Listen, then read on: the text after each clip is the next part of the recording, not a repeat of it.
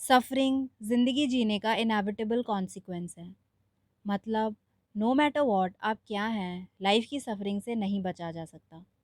History में आए सभी ग्रेट लोग, सोक्रेटिस से लेकर सेनेका या मार्टिन लूथर किंग से लेकर नेल्सन मंडेला, हर उस ग्रेट इंसान ने लाइफ में सफरिंग एक्सपीरियंस की एंड अपनी इस सफरिंग से कुछ ऐसा क्रिएट किया जिसके लिए आज भी पूरी दुनिया इन लोगों को जानती है। एक बच्चा जैसे ही इस दुनिया में एंटर करता है, सफ़र करना शुरू कर देता है। हमारी बॉडी एंड माइंड दोनों ही फ्रेजाइल हैं, जिसे हम कभी भी लूज़ कर सकते हैं।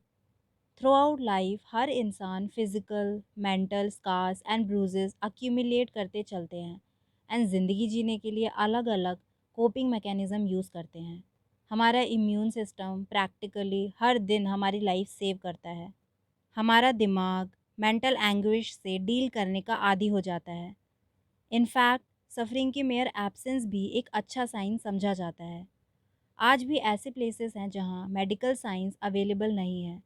वहां ऐसी बीमारियां जो इजीली ठीक हो सकती हैं लोगों की जान तक ले लेती हैं एंड ये उनके लिए इमेंस सफरिंग कॉज करता है। ह्यूमन बीइंग डिफरेंट टाइप की सफरिंग डिफरेंट वेज में फिक्स कर सकते हैं, बट सफरिंग तब भी रहती है। As we know it's an inevitable part of life. We are doomed to suffer in whichever way and to whichever extent it may come. ये सिर्फ सफरिंग नहीं बल्कि सेंसलेसनेस होती है जो हम में से हेल्दीएस्ट एंड लकीस्ट माइंड्स तक के लिए ड्रेड क्रिएट करती है। Well, all creatures have the capacity to suffer. Around the world, at every moment, creatures are devoured, crushed, injured, or fall to diseases, thirst, hunger, or exhaustion. Merely suffer करने का मतलब है other creatures की तरह ज़िंदा रहना, but उस suffering से मीनिंग क्रिएट करने का मतलब है ह्यूमन होना, जो हमें इंसान बनाता है। It's what makes us the exception to all life on earth. We are the beings that recognize ourselves as victims of fate. Around the world over the years हर कल्चर में सफ़रिंग की problem को अलग अलग तरीके से manage किया गया। जैसे क्रिश्चियनिटी में सफ़रिंग को एक यूनिवर्सल मीनिंग देना सिखाया जाता है जिससे उसे डिफरेंट वे में रिडीम किया जा सके। वहीं cultures like Buddhism seek to transcend it through wisdom. But अब क्वेश्चन आता है, बैड लक या लाइफ में होने वाले बैड इवेंट्स को इतना नेगेटिव वे में क्यों देखा जाता है, या फिर बैड लक अच्छे लोगों के साथ ही क्यों होता है, उन्हें क्यों सफ़र करना पड़ता है। वाई डू गुड पीपल सफ़र?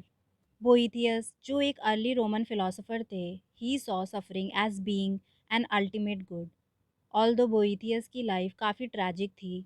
उन्हें ट्रीज़न के लिए रॉन्गली अक्यूज़ किया गया, जिसके बाद बैडली टॉर्चर किया गया, इवेंचुअली एग्जीक्यूट कर दिया गया। बोइथियस ने प्रिजन में रहते हुए एक बुक लिखी थी जिसका नाम है the constellation of philosophy. He could not reconcile senseless suffering with a benevolent and all knowing God. He theorized that bad fortune exists to either test good people or punish bad people, and therefore has an intrinsic and cosmic meaning. Boethius believed कि life में जो भी अच्छा या बुरा होता है it happens for the better, and वो कॉन्सलेशन जो बोइथियस खुद को एंड हमें ऑफर करते हैं is that suffering is part of that ultimate good. Good and bad is not a matter of circumstance. It's driven by a divine plan, what we call providence. Suffering के ऊपर Stoics ने भी अलग अलग philosophies propose की and उनके according universe God का ही एक पार्ट है। इसलिए यूनिवर्स में जो भी होता है इट इज़ परफेक्ट, उसका वैसा ही होना तय है। हमारी यूनिवर्स के बारे में पार्शियल अंडरस्टैंडिंग हमें बैड इवेंट्स में कुछ अच्छा देखने से रोकती हैं, बिकॉज एज वी नो हम बैड इवेंट्स को हमेशा टेरिबल ही समझते हैं, बट कई बार it's a blessing in disguise. This is a very similar way that suffering is given a cosmic meaning. Well, हम काफ़ी बार movies and even real life में ऐसे लोगों को देखते हैं जिनकी लाइफ में कितने ऑब्स्टिकल आए, अडवर्सिटी आई, बट स्टिल उससे गुजरने के बाद और ज़्यादा स्ट्रॉन्ग बनकर निकले। Suffering is an opportunity for those of us with the capacity to rethink our lives. Stoics हमें बार बार बताते हैं कि क्या कंट्रोल में है और क्या नहीं, जो याद रखना बहुत ज़रूरी है। सफरिंग के लिए हमारा एटीट्यूड होता है जिसे हम कंट्रोल कर सकते हैं, ना कि उस सफरिंग को जिस पर कोई कंट्रोल ही नहीं है। Marcus Aurelius wrote that the obstacle is the way, What causes us grief can be the source of a valuable lesson. वहीं नीजा के लिए सफरिंग में मीनिंग छुपी होती है, that it allows for self transcendence. Pain and grief जिसे हम through out life experience करते चलते हैं, वो हेल्प करता है हमें as a human being flourish and evolve होने में। नीचा वंस रोट, वॉट के not kill me will make me stronger. अपनी book the twilight of the idols, जिसे नीजा ने मेंटल ब्रेकडाउन होने से कुछ समय पहले 1888 में लिखा था, उसी में शायद उन्होंने ये लाइन अपने आखिरी वक्त में खुद को एनकरेज करने के लिए लिखी थी। जैसा कि वी ऑलरेडी नो, नीजा ने अपनी पूरी ज़िंदगी सफ़र किया, both health wise, professionally and personally, and may be इन्हीं इवेंट से गुजरते हुए सेल्फ ओवरकमिंग के आइडियाज़ दिए। नीजा ने उन लोगों को क्रिटिसाइज़ किया जो खुद को मटीरियल कंफर्ट्स के साथ पेन से लगातार डिस्ट्रैक्ट करते रहते हैं। नीचा pointed out that while living is suffering, surviving is finding meaning in that suffering. In other words, meaning is the means by which we endure. He suggested, great accomplishments आती हैं great suffering face करने के बाद. We must be martyrs to our art, and our art is our worldly life. अगर हम ठीक से observe करें, खुद को सफ़रिंग के बियॉन्ड देखने के लिए अलाउ करें, तब उस सफ़रिंग में भी मीनिंग ढूँढ सकते हैं। That is probably the best advice we can give to ourselves and others in times of pain and grief. Suffering physical pain, loss किसी भी फॉर्म में हो सकती है। सफ़रिंग के बाद का एंड रिज़ल्ट, प्रैक्टिकल या स्पिरिचुअल, कि आप क्या चाहते हो, वो इस बात पर डिपेंड करता है कि आप उस सफ़रिंग को मीनिंग क्या देते हो। हमें अपनी सफरिंग से मीनिंग क्रिएट करना चूज़ करना चाहिए in whatever way we can. मतलब आज तक आप लाइफ में जिस भी एक्सपीरियंस से गुजरे हैं, just accept everything as it is. उसके बारे में अफसोस या परेशान होने की ज़रूरत नहीं है, क्योंकि वो सभी इवेंट्स, एक्सपीरियंस की वजह से ही आज आप जो हैं, जिस तरह के इंसान हैं, वो सब उन एक्सपीरियंसेस का ही रिज़ल्ट है। हम सभी की लाइफ में जो सफरिंग्स हम एक्सपीरियंस करते हैं एज इंडिविजुअल्स, अलग अलग एंड यूनिक होती हैं। कोई भी किसी और का पेन जिस तरह से वो फील कर रहा है, सेम वे में फील नहीं कर सकता। The meaning of our pain is ours alone. That's a lonely thought and it needs some courage to accept it, but to find meaning takes wisdom, and wisdom requires courage. Although Nietzsche के time के काफ़ी thinkers उन्हें pessimistic समझते थे, जबकि नीजा अपने work के through इस वर्ल्ड की रियलिटी दिखाना चाह रहे थे। The goal of his philosophy was to lay bare the true nature of the world. फिर वहीं Arthur Schopenhauer had metaphysical grounds, meaning what reality is. He believed the universe to be a manifestation of something he called the will, और the will to live. The will, a blind impulse or force outside space and time characterized by a restless striving. Schopenhauer मानते थे एक underlying force होता है जो हम सभी के अंदर है, एंड उसे हम जान सकते हैं by simply directing our attention inward to our selves. Body after all एक ओनली ऑब्जेक्ट है इस वर्ल्ड में जिसे हम एक्सपीरियंस करते हैं from within. When one does this, they discover the will, this unconscious force of relentless striving that makes up not just our body, but also the entire universe. The world as we know it is simply a representation of the will. But कुछ philosophers के ideas और अलग थे, जिन्होंने argue किया कि God ने world में सफरिंग जान के रखी, जिससे ह्यूमंस उससे कुछ वैल्यूएबल सीख सकें। हम सभी इस बात से अच्छे से वाकिफ़ होंगे कि life contains a good deal of suffering. बिना सफरिंग के लाइफ अधूरी भी है शायद। हाउएवर, यहाँ जो मायने रखता है वो कि हम उस सफरिंग के लिए रिस्पॉन्ड कैसे करते हैं, उससे डील कैसे करते हैं। शॉपनहावर के अकॉर्डिंग सफरिंग से डील करने का बेस्ट तरीका है अपने डिज़ायर्स को लिमिट कर देना एंड रेजिग्नेशन फ्रॉम लाइफ। वहीं नीजा लाइफ की ट्रेजेडीज से डील करने के लिए एक आर्टिस्टिक रिस्पॉन्स प्रपोज करते हैं एंड सफरिंग को एम्ब्रेस करने की सलाह देते हैं। इस दुनिया में हर टाइप के इंसान होते हैं, कुछ लेस प्रिविलेज्ड, कुछ more privileged, but all human lives contain suffering and some contain a great deal of it.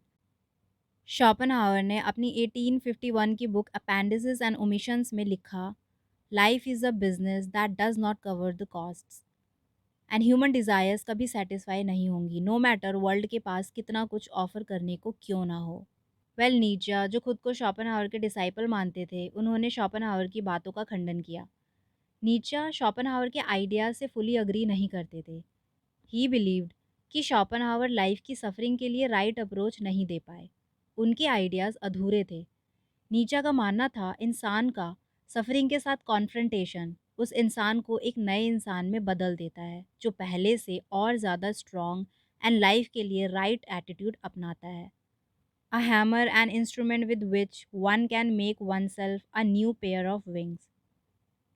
Schopenhauer and Nietzsche दोनों के पर्सपेक्टिव्स के बीच ये कॉन्फ्रंटेशन हमें बताता है how to think of suffering and life in general. As we know, Schopenhauer Buddhist philosophy से काफ़ी influence थे एंड उन टेक्स्ट को वेस्टर्न लैंग्वेज में ट्रांसलेट कर रहे थे। Buddha said life is suffering and Schopenhauer also believed कि suffering is the substance of life. Humans are largely motivated by pain, by thirst and by hunger. For example, जिन्हें हम pleasures कहते हैं वो जस्ट पेन से कुछ टाइम का relief होता है, a relief that was always fleeting in comparison to the pain that preceded it. He wrote, all enjoyment is really only negative, only has the effect of removing a pain, while pain or evil is the actual positive element. Life में pen किसी न किसी form में रहता है और रहेगा। हम इसे हमेशा के लिए ख़त्म नहीं कर सकते। एंड जो रिलीफ टाइम टू टाइम हमें मिलता है वो टेम्पररी होता है, फिर सफ़रिंग वापस आ जाती है। एंड वी ऑल्सो एक्सपीरियंस कि एक पॉइंट पर जो चीज़ें हमें प्लेजर देती थी अब इतनी कॉमन हो जाती हैं कि कुछ खास नहीं लगती, and we start to feel the same again. Schopenhauer के लिए ह्यूमन सफरिंग का रियल सोर्स है टाइम कॉन्शियसनेस, जो हम ह्यूमंस को एनिमल्स से अलग बनाता है। सभी living beings physical pains and pleasures से सफ़र करते हैं, but at the same time अगर पास्ट एंड फ्यूचर के बारे में ना पता हो या उसका आइडिया ही ना हो, देन इमेजिन लाइफ कैसी होगी। और ऐसा ही होता है एनिमल्स के साथ। उन्हें पास्ट फ्यूचर एंग्जाइटी इनमें से किसी के बारे में कुछ नहीं पता होता। They just live in the present moment. Animals remain free from care and anxiety together with their torment. हम ह्यूमंस पास्ट जिसे चेंज नहीं कर सकते उस पर लगातार रिग्रेट करते हैं, एंड फ्यूचर जिसका कुछ पता तक नहीं है उस पर हाई होप्स रखते हैं जो रेयरली ही फुलफिल होती हैं।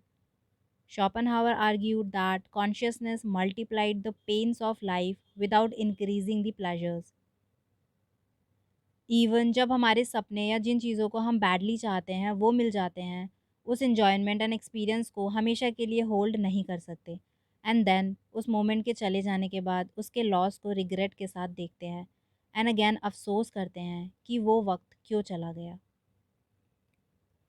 Love fades, friends die, achievements and physical possessions that once brought satisfaction cease to satisfy us. And इस सिचुएशन में ओनली चीज़ जो कर सकते हैं वो limit our suffering by limiting our desires, जो स्टोइक्स ने भी सेंचुरीज पहले सजेस्ट किया था for different reasons. The less we want the less we suffer by losing it और not getting it in the first place. But on the other hand, नीचे के लिए ये आइडियाज़ रिप्रेजेंट करते थे पैसिविटी एंड नाहिलिज्म, इसीलिए वो Schopenhauer के आइडिया से फुली अग्री नहीं करते थे। नीचे ने इस बात से इनकार नहीं किया कि human life is full of suffering. In fact वो शोपेनहावर के टाइम कॉन्शियसनेस के आइडिया से काफ़ी हद तक अग्री भी करते थे, जिसके according human beings face an existential landscape with more pain than pleasure, something no science और technology can alter. But desires and life में चीज़ों को पाने की चाह खो देना was no life at all for Nietzsche. It was a life lived in denial of the human condition. The point was not to hide from the world, but to find a way to live in it and to even find gratitude for existence. And Nietzsche thought there was a path to this gratitude despite the pains of existence. अब आप पूछ सकते हैं but कैसे? Nietzsche ने इसे Greek tragedy, tragic modern art and Dostoevsky की stories के थ्रू समझाया, where he says the things they display are ugly, but that they display them comes from their pleasure in the ugly. Why do we enjoy tragic opera or the marvelous ugliness of a sculpture, or the terrible characters of Dostoevsky? Are we sadistically enjoying the suffering of others? Not at all. जो ये work of arts हमें सिखाते हैं वो that pain and pleasure को अलग अलग नहीं देखा जा सकता जैसा कि शॉपनहावर देखते थे। रादर हमारे सभी जॉयज़ लाइफ की सफरिंग के साथ एक डीपर वे में कनेक्टेड होते हैं, बंधे होते हैं। एंड लाइफ में सफरिंग को ओवरकम करके ही डेप्थ एंड मीनिंग आती है। You can't really know love without first experiencing loneliness, beauty without ugliness, nor faith without doubt. And these pains need to be preserved within those pleasures in order for the latter to remain meaningful. Where Schopenhauer wants to hide from the time bound character of existence, Nietzsche suggests we embrace the joy of becoming. Suffering and death her human being का inevitable fate होते हैं। Unlike animals हमारे पास life के experiences से कुछ great create करने की opportunity होती है एंड ट्रैजिक आर्ट शायद यही शो करती है। But one doesn't have to be an artist to have human relationships with real love, faith and beauty. One only has to embrace the terms of the bargain. Suffering is not just something that happens to us, it is bound up in who we are as creatures that grow and change, all becoming and growing. Tragic art हमें सिखाती है that worst suffering से भी कुछ beautiful create किया जा सकता है। ये हमारा पेन तो दूर नहीं करता, बट श्योरली ये ज़रूर सिखाता है कि कैसे वो सफरिंग कुछ ग्रेट क्रिएट करने में हेल्प कर सकती है। It's part of a greater whole. And Nietzsche के लिए यही ट्रू पैसिमिज्म था जो शॉपनहावर फेस करने के लिए स्ट्रॉन्ग इनफ नहीं थे। नीचे called it the pessimism of the energetic. Pessimistic इसलिए क्योंकि इसने ह्यूमंस द्वारा फेस की जाने वाली परपेचुअल सफरिंग को कम नहीं किया, एंड एनर्जेटिक इसलिए because it did not collapse in the face of it. And that's how one creates his own meaning in life. No matter life में कितनी ही डिफ़िकल्ट सिचुएशंस या स्ट्रगल्स आएँ, he keeps fighting and never gives up. Well this is the end of the video. आप suffering की इस philosophy के बारे में क्या सोचते हैं? अपने व्यूज़ कमेंट सेक्शन में बता सकते हैं। Do follow us on Instagram as well, the link is in description box. अगर वीडियो अच्छा लगा हो तो इसे लाइक एंड शेयर ज़रूर करें, एंड फ्यूचर में आने वाली वीडियोज़ के साथ अपडेट रहने के लिए channel subscribe and bell icon press करना ना भूलें। Thank you so much for watching.